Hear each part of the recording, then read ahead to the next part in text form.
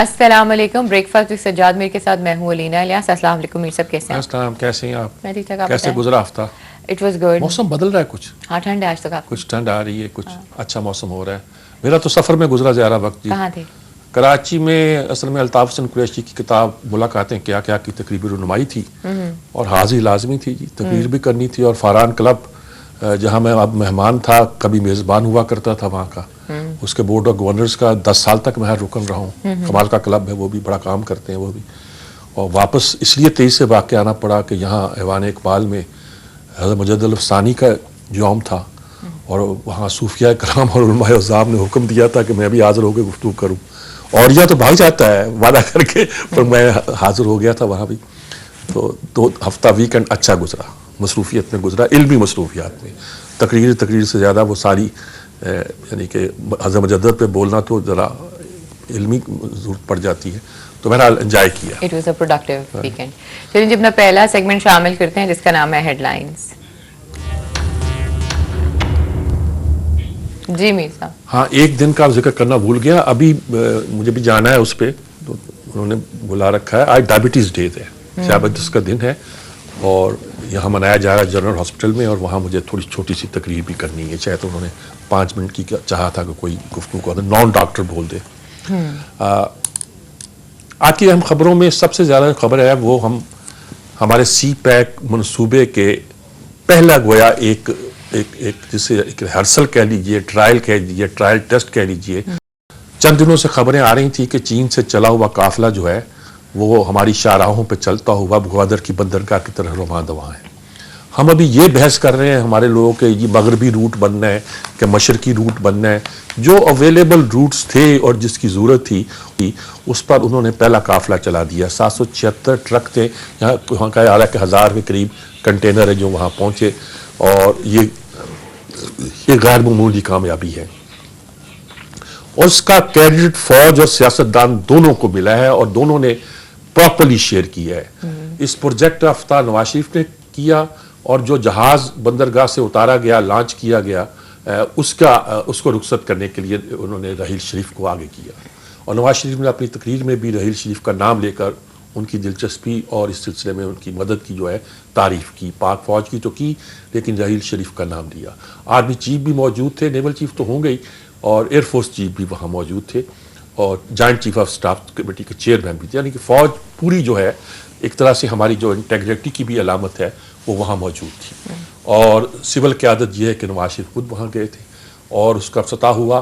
پہلا کارواں وہاں پہنچا ہے اور 2 غالباً طرف روانہ ہوئے ہیں جہاز, ایک دبئی کی طرف, ایک دوسری طرف سری لنکا کی طرف.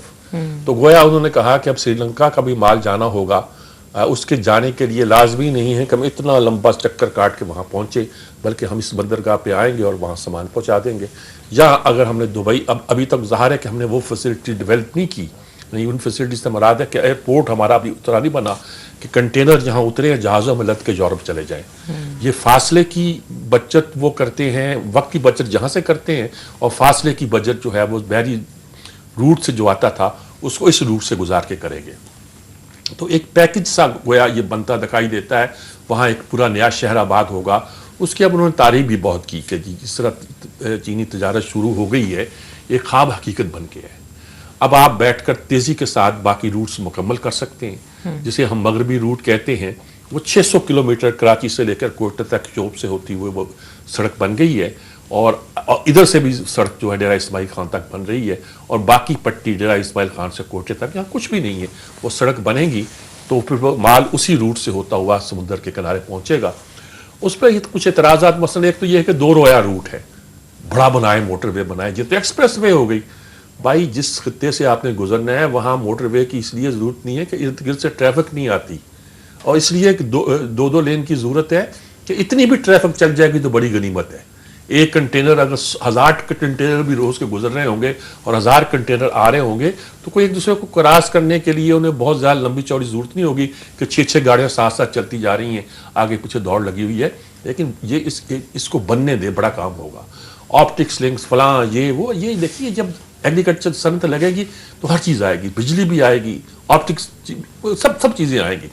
بہرحال بلوچستان کا تو براہ راست یعنی کہ ایک نئی زندگی کا آغاز ہے، وہاں سے نئے دور کا آغاز ہے، اور کہا بھی گیا اقتصادی مرکز بنانا چاہتے ہیں، اس کے لیے صنعتی زون بھی انہوں نے مخصوص کر دیا کہ وہاں صنعتیں بھی لگیں، وہاں گویا ایئرپورٹ بھی بنے، وہاں پانی فراہم کرنے کا، بجلی کے سب منصوبے جو ہیں اپنے مراحل طے کر رہے ہیں۔ آغاز کر دینے کا مطلب یہ ہے کہ ہم اس معاملے میں کتنے سیریس ہیں، دنیا چیختی رہے، انڈیا چیختا رہے، ہو سکتا ہے کہ امریکہ کو بڑا دکھ پہنچاؤ، لیکن جو روٹ چڑھ پڑا ہے امریکہ، لیکن یہ تو سی پیک کا ایک چھوٹا سا حصہ ہے۔ جگہ جگہ ہماری صنعت بھی لگنی ہے، اس صنعتوں میں چین زیادہ لگاتا ہے کیونکہ اور ملک کے لوگ آ کے بھی انویسٹمنٹ کرتے ہیں۔ اب انویسٹمنٹ آنے کا موقع آ گیا ہے۔ ورلڈ بینک نے بھی تعریف کر دی ہے کہ آپ کی ترقی کی رفتار 2 سال میں 5.3 یا کتنی ہو جائے گی، جو 4.7 ہے۔ اگر یقیناً ہماری رفتار یہ ہو جائے گی جو ٹیک اپ پوزیشن میں ہوگی، کیونکہ ہمیں 7-8% پہ تو لے کے جانا ہی ہے اگر ملک کو ترقی کرنی ہے۔ پھر دوسری چیزیں ہم نے بدلنی ہے، اور اس کو ایک اچھا تحفہ بھی قرار دیا گیا ہے چینیوں کا۔ انڈسٹریل پارک، پروسیسنگ زون سب بنانے کا اعلان بھی کیا گیا ہے، اور چین نے بھی پاک چین دوستی کا اس کو اہم ایک واقعہ قرار دیا ہے۔ لیکن بلوچستان سے ایک بری خبر یہ ہے کہ درگاہ شاہ نورانی جو کہ ہب میں ہے، وہاں خود کش حملہ ہوا ہے، براسٹ ہوا ہے، جس سے کوئی میرا خیال 50 سے اوپر کیجولٹیز ہو چکی ہیں اس وقت تک۔ برقع پوش تھا وہ جو خود کش حملہ آور تھا، اور 32 لاشیں ورثہ کے حوالے کی جا چکی ہیں، 17 کی تدفین کراچی میں ہوئی ہے۔ یہ ہب جو علاقہ ہے یہ کراچی کا علاقہ ساتھ ہے، بلوچستان کا علاقہ۔ بلوچستان دیکھیں نا، جسے اب لس بیلا کہتے ہیں ہم، جس میں سارا کراچی آباد ہے، یا ٹین ہٹی کہتے ہیں، جس کے بعد لالو کھیت یا لکھت آباد آتا ہے، پھر فیڈرل بی ایریا آتا ہے، پھر ساری نئی کراچی، اور دوسرے پل سے کراس کریں تو اس پل سے لس بیلا ہی کہلاتا تھا پل، وہاں جامع لس بیلا کا گھر ہوا کرتا تھا۔ تو یہ سارا علاقہ ایک طرح کا بلوچستان یہاں شروع ہو گیا تھا، اور جس کو پاپوش نگر کہتے ہیں وہ اسی لس بیلا کے اس طرف تھا۔ تو مجھے ابو الفضل صدیقی صاحب بہت مشہور ہمارے فکشن رائٹر ہیں، بہت مشہور، وہ بدایوں سے یہاں پہنچے تھے، تو وہ کہتے جب ہم یہاں آئے تھے تو جو قافلے آتے تھے یہاں سے اوپر سے اور بلوچستان کی طرف جانا ہوتا تھا تو پاپوش نگر میں کوئی چشمہ تھا، پتہ نہیں کہاں چلا گیا ہوگا، وہ وہاں رک کر پانی پیا کرتے تھے اونٹ، اور وہاں سے وہ آگے روانہ ہوا کرتے تھے۔ کراچی یہ شہر تھا، بلوچستان اس طرح جڑا ہوا ہے۔ ہب کی بندرگاہ گویا کراچی سے اگر نکلیں تو بہت قریب ترین جگہ پر ہے، گڈانی، ہب، یہ بالکل زیادہ دور کی باتیں نہیں ہیں۔ ان کا لنک کوئٹے سے تو شاید نہیں ہوگا، کراچی سے ہوگا۔ اب اگر گوادر کی طرف کوسٹل پورٹس زیادہ کام کرتی ہے، عمارہ وغیرہ بھی ایکٹیو ہوتے ہیں، تو شاید یہ سڑک کوسٹل ہائی وے کی جو ہے وہ زیادہ یعنی چلنی شروع ہو جائے، بن چکی ہے، لیکن شاید اب ہم پھر اسے اور بھی ایکسپینڈ کریں اور بھی بہتر کریں۔ یہ واقعہ گویا کراچی ہی پر اس کا امپیکٹ ہوا ہوگا اور نظر آتا ہی۔ ادھر جی ایک خبر یہ آئی ہے کہ ٹرمپ نے اعلان کیا ہے کہ میں آتے ہی نا 30 لاکھ تارکین وطن کو ملک سے نکال دوں گا۔ ان مجرموں کو اور تخریب کاروں کو اور منشیات فروشوں کو، وہ سارے کے سارے وہ کہتا ہے گویا یہ جو تارکین وطن ہے یہ مصیبت ڈالے ہوئے، پیور امریکہ، گورے آدمی کا امریکہ۔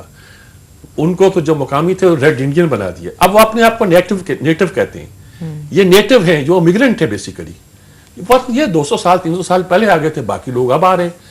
چرچے میں لوگ آتے رہے، کالے بھی آئے، گورے بھی آئے، میکسیکن بھی آئے، 16% میکسیکن ہیں، کالے تو آپ خود لے کر آئے تھے، وہ بھی 9% ہیں۔ ایشیائی باشندے کافی ہیں وہاں، عرب ممالک کے لوگ ہیں، مڈل ایسٹ کے کہہ لیجئے، تو یہ سارے لوگ جو ہیں اب اس آبادی کا حصہ تھا، امریکہ اس پہ فخر کرتا تھا۔ اب لیکن ایک صورتحال ان کے لیے ڈیفرنٹ بنتی دکھائی دیتی ہے، اور اس کے کیا اثرات ہوں گے یہ تو خیر پتہ چلے گا۔ ہیلیری نے کہا ہے کہ مجھے FBI نے ہرایا، جیسے ہمارے یہاں نہیں کہا کرتے ہیں کہ یہ ہمیں ایجنسیوں نے ہرایا، ISI نے ہرایا، فلاں نے ہرایا، تو FBI نے ہرایا دیکھ کر میں ذرا چونکا تھا، لیکن اس کا مطلب یہ تھا کہ FBI کے ڈائریکٹر نے جو شکوک پیدا کر دیے تھے آخری لمحے پر کہ ابھی مجھے کلین چٹ نہیں دی گئی، ابھی کچھ اور فائلیں نکلی ہیں، اس سے الیکشن کا پلڑا بدلا ہے، اور اس سے جو نقصان پہنچنا ہوتا ہے نقصان پہنچا ہے۔ دیکھیے وہاں بھی ایجنسیاں کچھ رول ادا کرتی ہیں نا، کر سکتی ہیں، اور اس کے اثرات ہوا کرتے ہیں، اور وہاں بھی ہوا ہے۔ اب ان کو شکایت بھی ہے۔ ادھر پاکستان نے سوچا کہ ٹرمپ سے رابطہ قائم کرے، تو انہوں نے اس کے لیے سراغ ڈھونڈا تو منڈی بہاؤدین میں ملا، ایک منڈی بہاؤدین ہے، وہاں کی کوئی ساجد تارڑ صاحب ہے، وہ امریکہ میں آباد ہیں، امریکی شہری ہوں گے، اور ظاہر ہے کہ 36 لوگ جو الیکشن کمپین میں شامل تھے ان میں سے ایک پاکستانی یہ بھی ہیں۔ ہر زمانے میں کبھی کلنٹن کا کوئی دوست نکل آتا ہے، کبھی بش کا قریبی کو نکل آتا ہے، ایک پاکستانی اپنے آپ کو نمایاں ہمیں نظر آتا ہے. اور پاکستان میں سے بڑا تذکرہ ہوتا ہے, وہ ایوان صدر میں, ایوان وزارت اعلیٰ میں گھومتا پھرتا بھی دکھائی دیتا ہے, اس کا چرچا اخباروں میں بھی آتا ہے, ایک آدھ وہ انٹرویو دیتا ہے امریکی لہجے میں اردو بولتا ہوا, اور ہم لوگ بڑے متاثر ہوتے ہیں کہ صاحب یہ وہ آدمی ہے جس کی کلنٹن سے دوستی تھی, اب وہ ہم کہیں گے وہ آدمی ہے جس کی ٹرمپ سے دوستی ہے, اور اس سے اب لابی کرنے کا فیصلہ کیا گیا ہے. کچھ عرصے کے لیے پاکستان میں اس کی اہمیت بڑھ جائے گی. اہمیت اس لیے ہوگی کہ وہ ٹرمپ کی انتخابی مہم میں شامل تھا, لیکن کیا وہ پوری پالیسیاں جو ایک مضبوط لابی ہوا. اس بار کم از کم حسین طارق فاطمی کو سن رہا تھا کہ 4 انڈین الیکٹ ہو کے آئے ہیں ہاؤس آف کامن جو انگلینڈ میں ہوتی ہے, ہاؤس آف ریپرزینٹیٹو میں, اور 4 یعنی کہ MNAs آ گئے سمجھیے, اور ان میں 2 عورتیں ہیں 2 مرد ہیں, نام تو مجھے نہیں یاد. طارق فاطمی ایک انٹرویو میں کہہ رہے تھے کہ اس سے نہ لگائیے کہ ان کا کتنا انفلوئنس ہے اس علاقوں میں اور کس حد تک وہ اس میں چلے گئے ہیں. تو بہرحال ہمارے لیے تو اب رابطے قائم کرنے کے لیے منڈی بہاودین سے ایک کوئی تنکے کا سہارا ملا ہے. اللہ کرے کہ اس کی صورتحال کوئی بہتر نکلے اور بات بہتر طور پر آگے چلے گی. اب یہ بھی تھا کہ 36% گیس کی قیمتیں بڑھانے کی سمری بھیجی ہے وغیرہ نے. بعض اخباروں کی خبر ہے کہ پرائم منسٹر نے مسترد کر دی, کرنی تھی انہوں نے شاید, اور وہ کہتے ہیں ضروری ہے گیس کمپنیوں کا اخراجات پورے کرنے کے لیے یہاں سبسڈی دیں یا قیمت بڑھائیں. شاید 8-10% کو بڑھانے کی بات ایک اندازہ ہے کر لی جائے گی, 36% ہی بڑھائے گی, کیونکہ انہوں نے لوڈ شیڈنگ ختم کی ہے ابھی نا جی. لوڈ شیڈنگ اب 3 گھنٹے شہروں میں رہ گئی ہے اور دیہاتوں میں 6 گھنٹے ہیں. کچھ دور دراز علاقوں میں سے زیادہ ہوگی, اس میں کوئی شک نہیں ہے. لیکن انہوں نے لوڈ شیڈنگ کیسے ختم کی ہے, کیونکہ جنوری فروری میں یہ ختم ہونے کا امکان تھا. تو سردیوں میں ذرا بجلی کی کنزمپشن کم ہو جاتی ہے, تو انہوں نے اس پہ حساب سے کوئی کیلکولیٹ کیا ہوگا اور کہا ہوگا کہ جو پرانے کارخانے جو بند رکھتے ہیں کہ ڈیزل پہ چلتے ہیں وہ اور مہنگے پڑتے ہیں فرنس آئل پہ یہاں سے, تو ان کو چلا لیا جائے اور ان کو چلا کے کچھ ایکسٹرا بجلی پیدا کی جائے. دسمبر جنوری تک کچھ اور بجلی آٹومیٹکلی ہمارے سسٹم میں داخل ہوگی. پھر شاید ان کارخانوں کی صورت نہ رہے, ہم 2 سے 3 گھنٹے تک کا جو دورانیہ جو ہے اس سال کنٹینیو کریں اور اگلے سال کے شروع پہ اس کو لوڈ شیڈنگ کو مکمل طور پہ ختم کر سکیں. جی, سعید الزمان صدیقی صاحب کے بارے میں خبر آئی ہے کہ وہ ہاسپٹلائز ہو گئے. ابھی گورنر کا عہدہ سنبھالا ہے, ابھی ان کی بیماری کے تذکرے کچھ زیادہ ہو گئے, چیسٹ انفیکشن کا کہا جاتا ہے اور آکسیجن پر ہیں. اللہ رحم کرے اور کرم کرے اپنا. بہرحال لیکن اس کے ساتھ یہ ایک عجیب امیج ابھرا ہے نئے گورنر کے تقرر کے ساتھ. وہ بات اپنی جگہ, لیکن ایک افسوسناک خبر جو میں شروع میں کہنی چاہیے تھی لیکن بات میں رہ گئی, وہ ہمارے جہانگیر بدر کا انتقال. جی. پاکستان پیپلز پارٹی کے سیکرٹری جنرل بھی رہے اور سینیٹر بھی, اور بہت نمایاں لیڈر تھے پیپلز پارٹی کے. میں ان کے کیریئر کا اس طرح گواہ ہوں کہ یہ میرے کنٹمپریری ہیں یونیورسٹی میں, پنجاب یونیورسٹی میں. ہم سے سینئر ہیں, عمر میں تھوڑے سے بڑے ہیں 2-3 سال, اور یہاں سب سے پہلے یہ ہیلے کالج سے الیکشن لڑا کرتے تھے, 2 بار جیتے تھے, اور جو الیکشن انہوں نے جیتے تھے وہ لیفٹ کی پارٹیوں کو شکست دے کر ایک طرح کا رائٹ کا امیج تھا ان کا. اور پنجاب یونیورسٹی میں پھر وہ الیکشن لڑنا چاہتے تھے. ظاہر Hailey college part of Punjab university تھا, وہ بڑے پیمانے پر لڑنا چاہتے تھے. انہوں نے پہلے سال کا الیکشن بڑے کروفر سے لڑا تھا حافظ ادریس کے مقابلے میں, جو اب پنجاب کی جماعت اسلامی کے صدر ہیں, نائب صدر ہیں ویسے پاکستان کے شاید وہ, اور نمایاں ہمارے لیڈر ہیں جماعت اسلامی کے. ان سے انہوں نے شکست کھائی تھی 100 ووٹ سے. اس وقت میں فائنل ایئر میں تھا, پہلی بار الیکشن ہوئے تھے کئی سال کے بعد, تو اس لیے مجھے یاد ہے. اگلے سال انہوں نے پھر الیکشن لڑا تھا. وہ سال تھا کہ جب بھٹو جیت چکے تھے, اور بھٹو جیتنے کے بعد ایک فضا تھی کہ لگتا تھا کہ پیپلز پارٹی چھا گئی ہے. اس لیے یونیورسٹی میں جو الیکشن لڑے گئے اس سے پہلی بار انہوں نے بیج جو تھے پیپلز پارٹی کے رنگ کے استعمال کیے تھے لیفٹ کی قوتوں نے. جہانگیر بدر کینڈیڈیٹ تھے ان کے, اور مقابلے میں حفیظ خان آئے تھے جو بڑے قسمیٹک لیڈر تھے, اور جوید ہاشمی سر سیکرٹری جنرل تھے اسی ٹینور کے, اور وہ الیکشن 400 ووٹوں سے یہ ہارے تھے.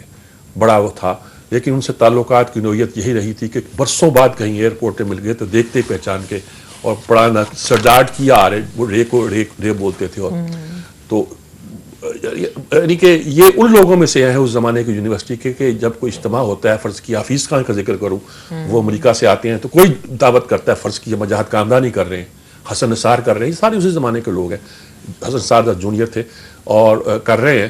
تو اس میں یہ لیفٹ رائٹ کے کوئی وہ بھی جہانگیر بدر بھی آ رہے ہیں, دوسرے بھی آ رہے ہیں, تو لگتا ہے کہ ایک ہمارا ساتھی ہم سے چلا گیا. مجھے یہی فیلنگ ہو رہی ہے. انہوں نے بڑا ایکٹیو رول ادا کیا, پی ایچ ڈی بھی کی پنجاب یونیورسٹی میں بعد میں, اور خاصے یعنی کہ بہرحال بڑی خبریں یہی ہیں. چھوٹی چھوٹی خبریں ایک دو ہے کہ ایک تو بحریہ ٹاؤن والے جو ہوتے ہیں حیات انٹرنیشنل جو ہوٹلز ہیں ان کی 4 ہوٹل کھولنا چاہ رہے ہیں اسلام آباد, لاہور, کراچی وغیرہ میں. اچھا ہے, ہوٹلنگ انڈسٹری کو بھی تقویت ملنی چاہے, اور پراپرٹی ٹائکون جو ہے ادھر آئیں تو کوئی بری بات نہیں ہے, اور ٹرمپ کے آنے کے بعد انہیں زیادہ ایکٹیو ہونا چاہیے. اور اب وہ جو چانڈیو صاحب ہیں ہمارے سندھ والے, جو ہمارے معقول آدمی ہوا کرتے تھے, لیکن پتہ نہیں سندھ جا کے انہوں نے کیا ایک ایگریسو سی ٹون اختیار کر لی ہے. انہوں نے کہا کہ میں نے کبھی نہیں کہا کہ مسلم لیگ جو ہے وہ سیکورٹی رسک ہے. ہو سکتا ہے انہوں نے کہا ہوگا, نواز شریف کو کہا ہوگا, مسلم لیگ کو نہیں کہا ہوگا, کچھ کہا ہوگا جس کے لیے رد عمل ظاہر کیا گیا. بس یہ خبر ہے. جی ناظرین, فی الحال وقت ایک چھوٹی سی بریک کا, اسٹے ود اس.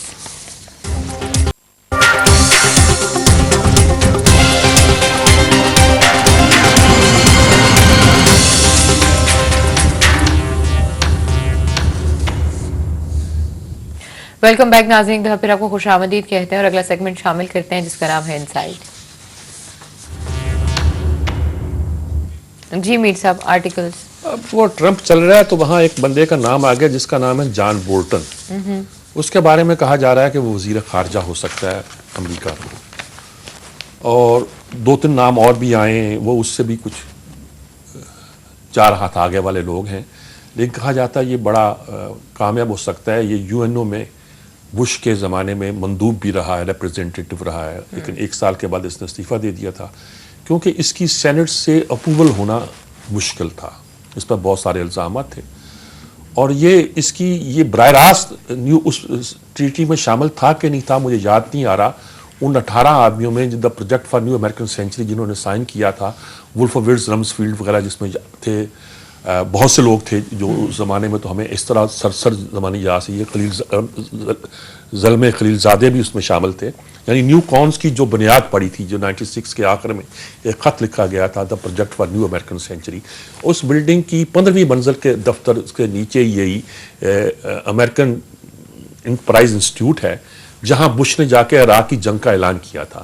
یہ نیو کانس کا یہ ادارہ ہے, اور project for new American century نیو کانسی کے ساتھ اس کا تعلق بنایا جاتا ہے. نیو کانس نو قدامت پسند, وہ انتہا پسند جو امریکن سپیریٹی کا اعلان کرتے تھے, اور جن کے بارے میں جنہوں نے عراق کی جنگ کی, جنہوں نے افغانستان کی جنگ کی, یہ پیچھے وہ لابی تھے جو کہتے تھے امریکن سپیریئر ہے, اور ان کو اپنی ویلیوز کو دنیا میں نافذ کرنے کے لیے طاقت کا بھی استعمال کرنا پڑے تو وہ اس کو استعمال کریں. ٹرمپ اور کیا کہتا ہے, تو میں کہا کرتا تھا وہ امپیریلسٹ بھی ہیں, وہ فاشسٹ بھی ہیں, اور وہ فنڈامنٹلسٹ بھی ہیں, کیونکہ بائبل بیلٹ میں ان کا بڑا زور تھا. آج ٹرمپ کا زور بھی بائبل بیلٹ میں بہت ہے. مذہبی جو بہت کٹر قسم کے لوگ ہیں وہ اس کو سپورٹ کس لیے کر رہے ہیں, وہ کہتے ہیں مسیحا ہے. بائبل میں لکھا ہے کہ 44ویں صدر کے بعد بس چھٹی, پھر مسیحا آئے گا, یہ حضرت عیسیٰ کی علامت ہے. جو آپ میں کہتے ہیں نہیں یہ تو اینٹی کرائسٹ ہے. تو وہ تو خیر اس طرح کی بحثیں وہاں چل رہی ہیں, لیکن فنڈامنٹلسٹ فاسسٹ وہ ساری اور ٹینڈنسیز تھی, اور نیو امریکن انٹرپرائز انسٹیٹیوٹ سے اس کا اب تعلق جو ہے, اور اس وقت جو اس پہ اعتراضات کیے جاتے تھے, تو اس کے آنے کا کئی مطلب ہے. اس کا اپنا ایک آرٹیکل چھپا ہوا ہے, یہ تو ایک اس کے بارے میں آرٹیکل ہے کہ وہ آ سکتا ہے وزیر خارجہ. دوسرا آرٹیکل اس کا چھپا ہوا ہے جس نے پہلی بات کی ہے کہ ہمیں ایران کا جو معاہدہ ہے سب سے پہلے تو وہ اعلان کرے, اس کو منسوخ کرے. جو ایران کو ہم نے کیا تھا, نیوکلیئر ڈیل کا کیا تھا, ہم نے تو انہیں لائسنس دے دیا اسلحہ بنانے کا اور اس کو فائدے دیے ہیں, ہمیں یہ نہیں کرنا چاہیے. یعنی اس طرح کی باتیں ہو رہی ہیں.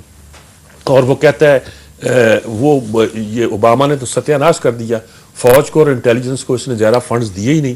رزلٹ یہ ہے کہ دنیا میں بنیاد پرستی کو تقویت ملی ہے. یہ جو داعش ہوئی ہے اسی کی وجہ سے قائم ہوئی ہے.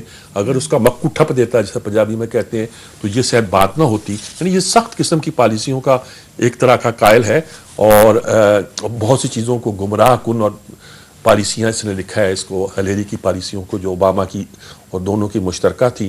اور اب یہ بھی لکھا ہے کہ بھی وہاں تو وہ لوگ جو تھے ریڈیکل اسلام نے ترقی پکڑی ہے, خود لکھ رہا ہے وہ تو دوسروں کا تبصرہ یا میرا تبصرہ تھا, یہ خود لکھ رہا ہے.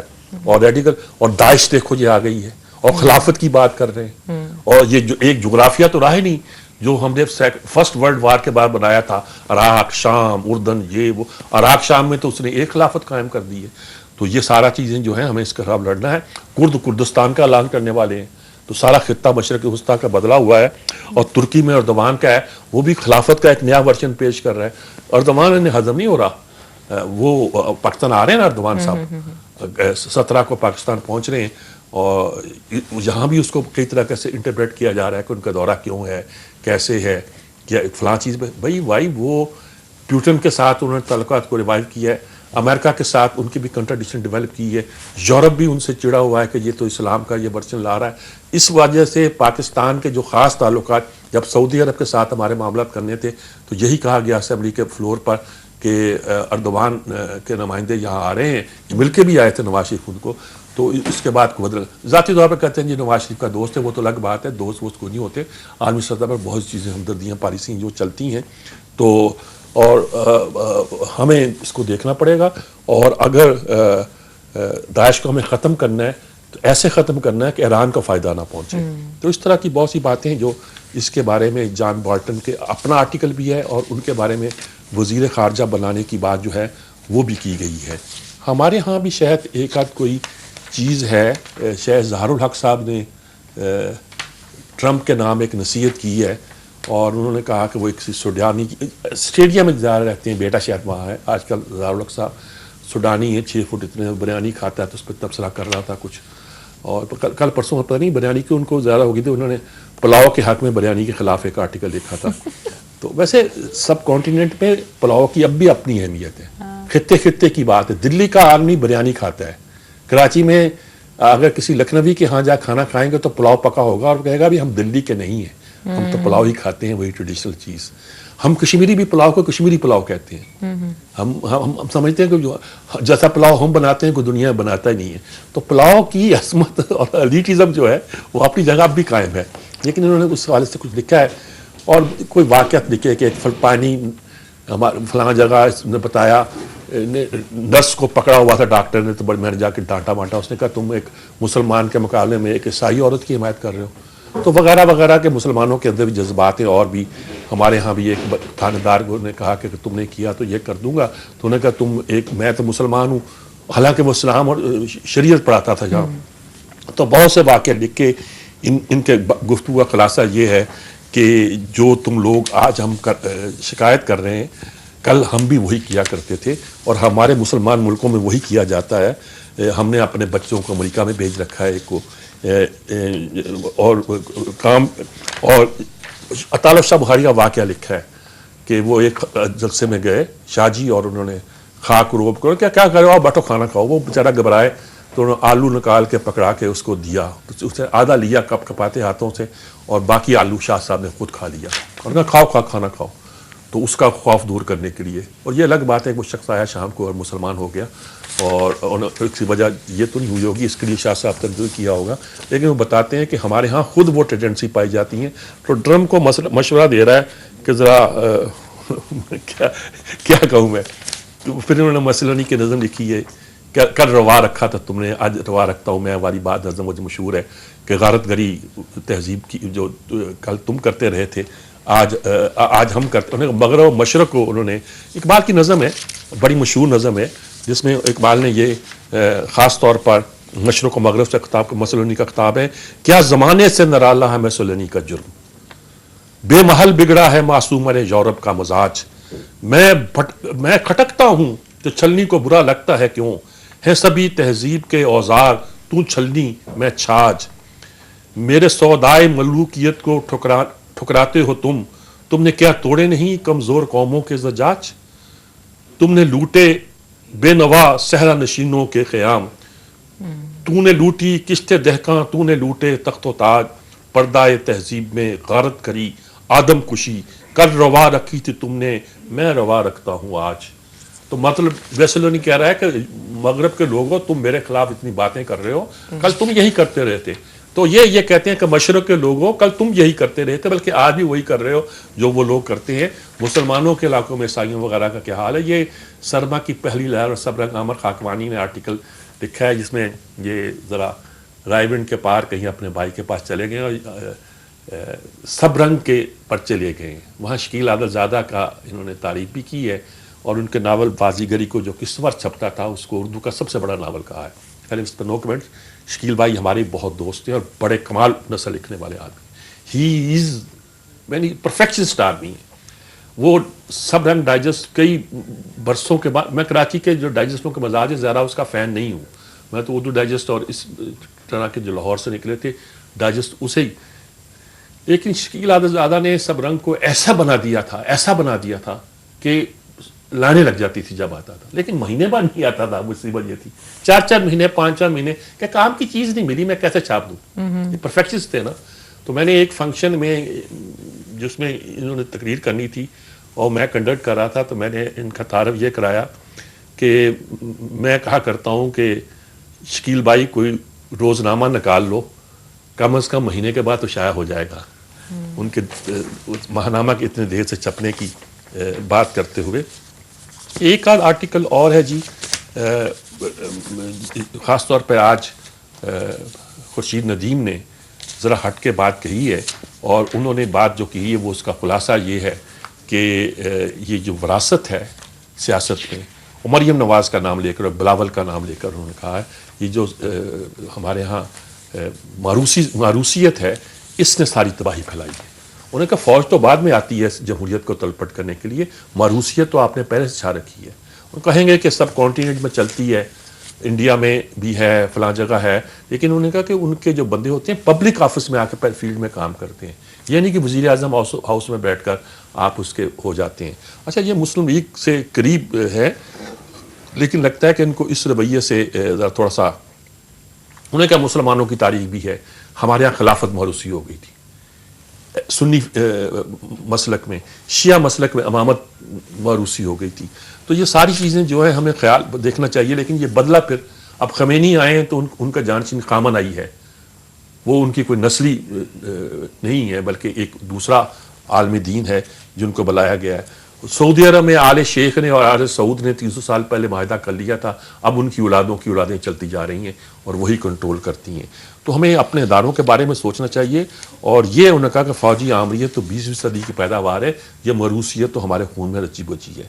फिर कहते हैं ये बर सगीर का मजाज है, लेकिन उन्होंने कहा कि अवाम में जाकर काम करते हैं वो लोग, सियासी कारकुन जो हैं ये मुलाजम नहीं बने, कुछ और बातें की हैं। इनको गालबन ये खुगरे हमसे थोड़ा सा गिला भी सुनने वाली सूरत हाल है जो उन्होंने बयान की है जी।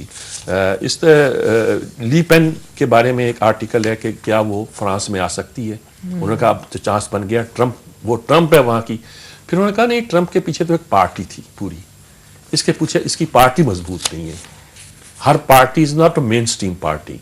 और 27% वोट तो ले चुकी थी, लेकिन उसके बावजूद भी यूरोप वाले थर थर काँप रहे हैं कि इसके आना पॉसिबल हो गया है जी। और एक आर्टिकल सिर्फ ये है, हामिद बी ने लिखा है जी एक आर्टिकल, उन्होंने कहा सिमर हर्ष को जो बड़ा राइटर है उसने लिखा है, लीक कर दी थी बात कि मिराज देसाई जो है वो CIA के एजेंट हैं और कबीना की रिपोर्टें उनको पहुंचाते हैं। $20,000 सालाना शायद उनकी तनख्वाह मुकर्रर हुई थी उस ज़माने में, वो उनको ली जाती थी और वो उनको क्या पहुंचाते थे, रिपोर्टें ख़ासतौर पर पाकिस्तान के बारे में। तो CIA उसके बारे में हिसाब से करती थी। और इस बात पे लिखा है कि जनरल सोर्स शो नहीं करता, सिमर हर्ष ने फलां के बस नहीं किया, फलां जर्नलिस्ट ने फलां मौके पे नहीं किया, फलां ने फलां पे नहीं किया, अदालत मजबूर नहीं कर सकती। एक आध जर्नलिस्ट को सज़ा भी दी गई तो सज़ा कबूल कर ली, लेकिन सोर्स रिवील नहीं किया। तो आप सर अलमेडा से जो पूछ रहे हैं तो सोर्स तो वो लीक नहीं करेगा, और ये तो लाजमी नहीं हुआ करता कि जर्नलिस्ट बल्कि सोर्स को छुपाया करता है। और एक बस खबर यही है कि यही इसके बारे में ट्रांस पैसिफिक महादे को तोड़ेगा। 7 चीज़ें फाइनेंशियल टाइम में आया है। ईरान से क्या करेगा, जनूबी कोरिया और जापान के बारे में क्या है, खुद एटम बम बनाए, यानी एटम रोकने की बजाय वो कहता है वो बनाए, हमें क्या है। और चीन और मौसमी हालात के बारे में जो उसकी पॉलिसी हैं वो आते ही क्या कर सकता है, इसका जिक्र है जी। बस यही खबरें आज जी। बाकी हारून रशीद आज साहिवाल जा रहे हैं मेरे शहर में इकबाल की याद में, और जलसा है मजीद अमजद के शहर में जी, और उन्होंने मजीद अमजद का जिक्र भी बड़े प्यार से किया है। मैंने भी जाना था वहाँ जी, लेकिन पिछले दिनों मैंने कहा ना इतनी तकरीरें करना पड़ी कि आज मैंने अपने अहले शहर से माजत की कि मुझे आज बख्श दीजिएगा। एक जलसा उनका बहुत जल्दी था, हारून रात को जा रहे थे, मैं अगर इस वक्त भी रवाना हूँ तो उस वक्त पहुँचना मेरा मुश्किल होता, तो मैंने माजत की है। लेकिन इन्होंने कुछ और बाकी भी डॉक्टर हमीदुल्लाह का जिक्र किया इन्होंने कई रेफरेंस से। डॉक्टर हमीदुल्लाह के बारे में इनका ख्याल है हमारे बहुत से लोग जानते नहीं हैं। ہمارے ایک دوست عظمت نعمانی صاحب ہیں گوجرے سے, انہوں نے مجھے ایک دن اچانک ملا, دیکھا 2 کتابیں ملی, میں نہیں پہلے ان سے ملا تھا, تو ڈاکٹر فضل الرحمان کی وہ شامل نورانی کی بہن ہوئی ہیں کہ رشتہ کیا تھا, اور اس پہ کچھ لکھا بھی ہوا تھا. ایک فقرہ میں یہ لکھا ہوا تھا, 2 جلدیں تھیں, کہ جن کے ذریعے پہلے بار میں ڈاکٹر حمید اللہ کے نام سے متعارف ہوا, وہ اس پروگرام میں میں نے ذکر کیا ہوگا. انہوں نے پڑھا, شاید میں نے یہ کہا تھا خطبات بہاولپور پڑھ لیں, یعنی کہ مبتدیوں کے لیے بھی, اور وہ جو سچ مچ سینئر لوگ ہیں, سمجھنا چاہتے ہیں, ان کے لیے اسلام کی بنیادی تفہیم کے لیے یہ بنیادی کتاب ہے. انہوں نے پڑھی ہوگی تو اس پہ خوش ہو کر انہوں نے مجھے کتابیں دی کہ آپ کی وجہ سے میں ان سے متعارف ہوا کیا, تو ان کا ذکر ہے اس میں, لیکن اور انداز میں ذکر ہے اس کا. بہرحال اسی کے ساتھ وقت. جی ناظرین, فی الحال وقت ایک چھوٹی سی بریک کا, اسٹے ود اس.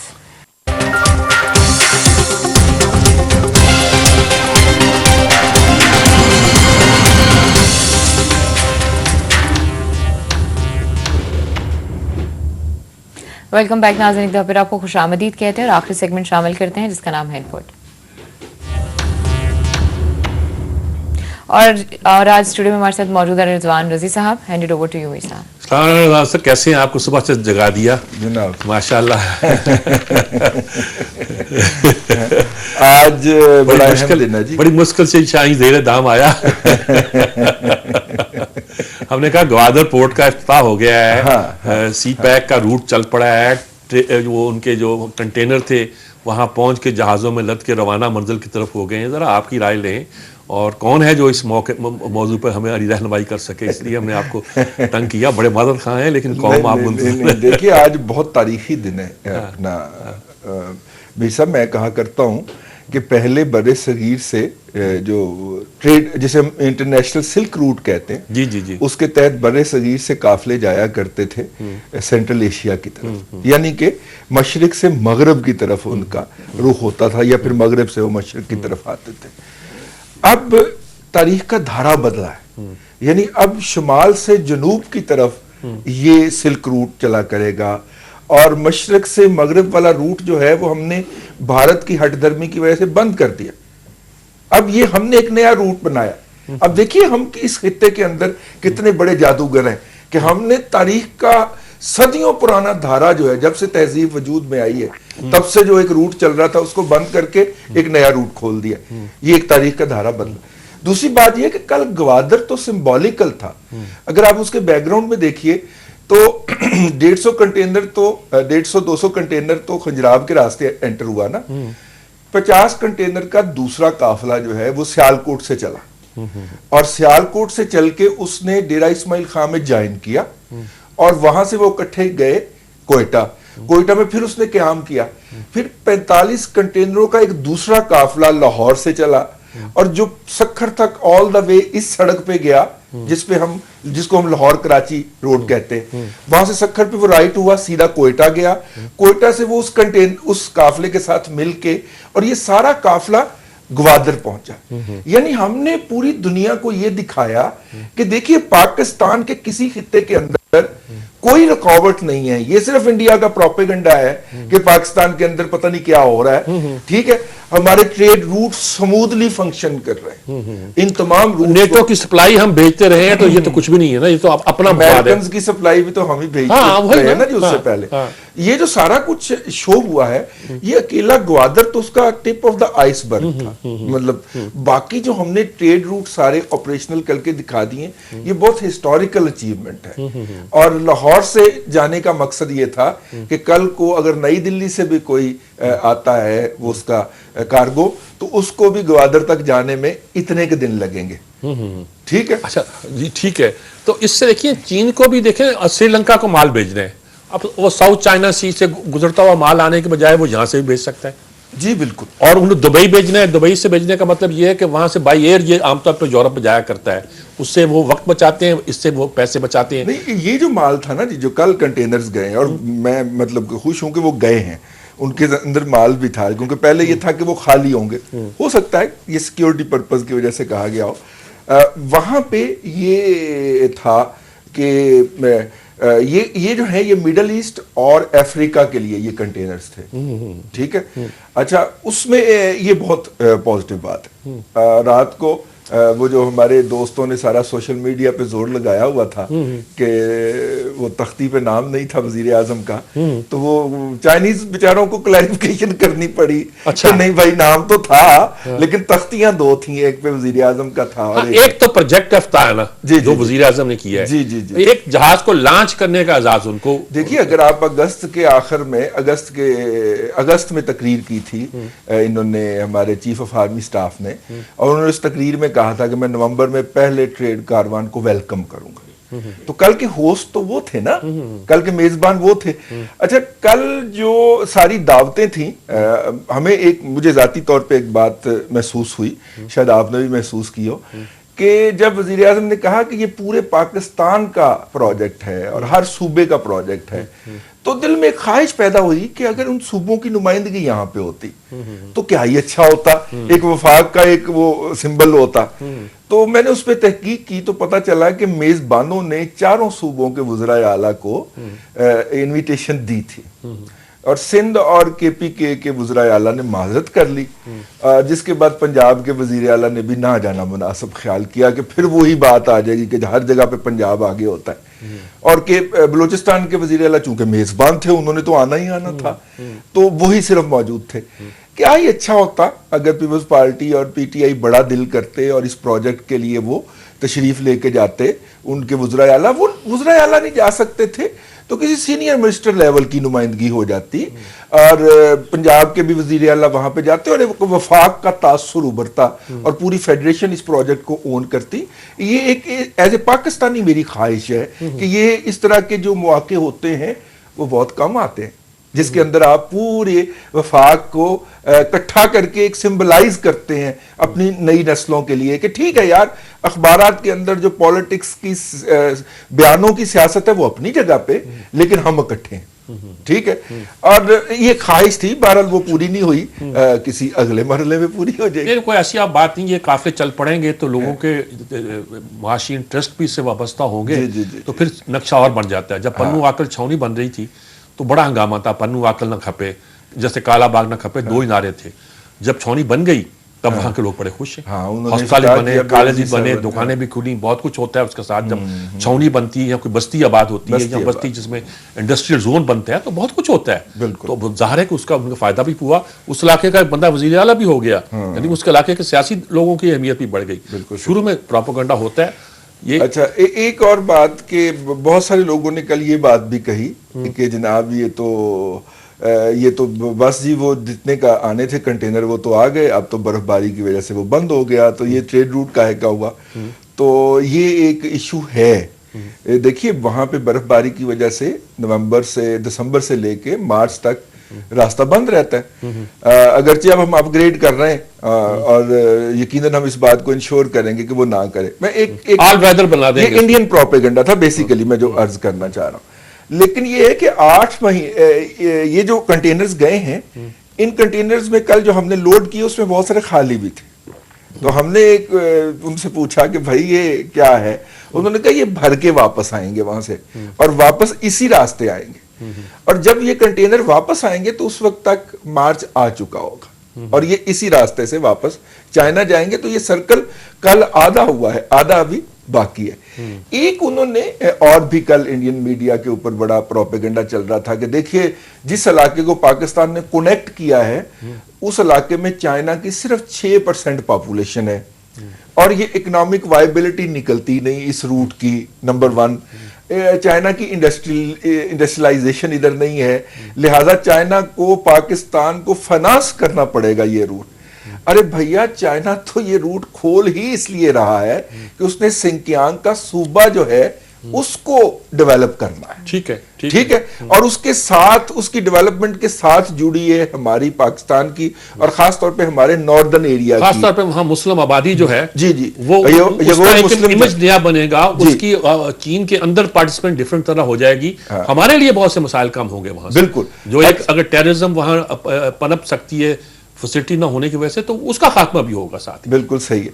और वो जनाब ये जो है एक इस तरह की बातें भी सुनने में आई, तो बहरहाल कल के दिन पॉजिटिविटी तो बहुत ज्यादा थी, लेकिन इस तरह की कुछ नेगेटिविटी की आवाजें उसमें उठ रही थी। वो तो उठनी चाहिए। आपके ख्याल में इसमें आसानी हो जाएगी कि हम आप उसके बाद कोयटा और जो डेरा इस्माइल खान तक का एक थोड़ा सा बैच रहता है जो अभी कनेक्ट पूरी तरह नहीं किया हमने, यानी बड़े पैमाने पर नहीं किया, वो भी हम तेजी से मुकम्मल कर सकेंगे। देखिए वो किसी ना किसी सूरत में मौजूद तो है वो सड़क, ट्रैफिक तो उस पर रवां दमा रहती है। और इस वक्त हम लाहौर में बैठे जो कि पाकिस्तान के एक कॉर्नर में है, और यहाँ से non stop direct air condition बसें कोयटा के लिए चलना शुरू हो गई हैं, और ये इसी रूट से डेरा इस्माइल खान और डेरा इस्माइल खान से कोयटे वाले रूट पे रोजाना यहाँ से बसें चलती हैं और जाती हैं और वापस भी आती हैं, और सलामती के साथ जाती हैं और सलामती के साथ आती हैं। हम इस तरह की चीज़ों को मीडिया नॉर्मली प्रोजेक्ट नहीं करता, क्योंकि मीडिया को उसके अंदर कोई खबरियत नजर नहीं आती, लेकिन ये तो इस वक्त हो रहा है ना जी। अच्छा, वहां पे बसें जाती हैं और आगे डायरेक्ट रोड जो है, असल में जो दिखाना मकसूद था कि गवादर से एक खूबसूरत और अच्छी और मुनासिब सड़क जो है वो कोयटा तक के लिए मुकम्मल जो पहले नहीं थी, जो कि पहले नहीं थी। हाँ, और ये उस इलाके में नया फिनोमिना, क्योंकि उस इलाके में बिल्कुल ही सड़क नहीं थी। जब आप डेरा इस्माइल खान से कोयटा की बात करते हैं तो वहां पे सड़क किसी ना किसी सूरत में मौजूद है, उसका इंफ्रास्ट्रक्चर कच्ची है, कुछ है जैसी, मतलब दरमियान में कहीं पे वो नॉन मोटरवे टाइप की आ जाती है, जी। लेकिन मौजूद है। वहां पे तो मौजूद ही नहीं थी ना। उस खित्ते ने तो पहली दफा सड़क देखी और इस मयार की देखी, और सड़क के जरिए आपको पता है कि तहजीब पहुंचती है, तालीम पहुंचती है, रोजगार पहुंचता है, और ये सारी चीजें जब उस इलाके से आशना होंगी। हमारे एक दोस्त जर्नलिस्ट हमसे मिलने आए कोयटा से, तो वो कहते हैं कि जब कैंटोनमेंट के इलाके में कोई फंक्शन होता है तो मेरा छोटा बच्चा मुझे कहता है कि अब्बू मुझे पाकिस्तान ले चले। यानी कि उनके लिए पाकिस्तान का जो कॉन्सेप्ट है वो एक तरक्की याफ्ता मुल्क का है, और वो समझते हैं कि हम बलूचिस्तान में हैं। इस ये जो डिस्क्रिपेंसी है, डिस्पैरिटी है, ये भी खत्म करने का मौका मिलेगा। ये बहुत अच्छा मिलेगा। सड़कें बनती, मरी इलाके में सड़कें नहीं बन पाई, उसके लिए प्रॉब्लम पैदा हुए, मरी ने नहीं बनने दी। तो अगर सारी सड़कें बलूचिस्तान में सड़कों का जाल बिछ जाएगा, जगह जगह हम अपने इंडस्ट्रियल जोन कायम कर लेंगे, 2-4 उनकी हिफाजत के लिए फौजी छावनियाँ भी बन जाएंगी, तो मेरे ख्याल में बलूचिस्तान का पूरा कैरेक्टर बदल भी सकता है, और फिर काम करनी भी वहाँ आसान होगी, और उसके नतीजे के तौर पर वो पूरा खित्ता तरक्की भी करे। लेकिन उसमें हमें बलोच जो है उसको ज्यादा अहमियत देनी चाहिए, बल्कि बलोचों को जानना चाहिए। देखिए सिंधी फौज में आए, अब बलोच फौज में आए, तो जिन जिन इलाकों में फौज में आए हैं वहां कैरेक्टर बदला है। अब वो मज़ारे नहीं है, वो पाकिस्तान के मुहाफिज है, और जब वो बंदा वहां जाता है, एक सिपाही भी, तो महसूस करता है कि अब मैं मज़ारे नहीं हूँ, पाकिस्तान का मुहाफिज हूँ। और ये फिनोमेना मैंने देखा है, सिंध में रह के मैंने देखा है, और बलूचिस्तान में यकीन ये तासर पैदा हो रहा होगा। इंशाल्लाह पाकिस्तान की फ्यूचर जो है हमें सिक्योर भी, महफूज भी और खुशहाल भी नजर आता है। थैंक यू वेरी मच साहब। वंस अगेन आप दोनों का बहुत बहुत शुक्रिया। मुझे इजाजत दीजिए। अल्लाह हाफिज।